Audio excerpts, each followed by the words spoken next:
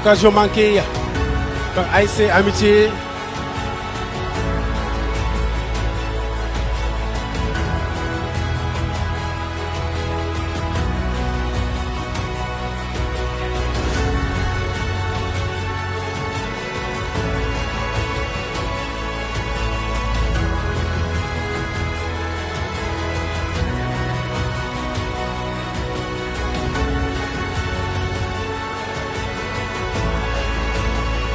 Voilà pour ASC Kakalam centre.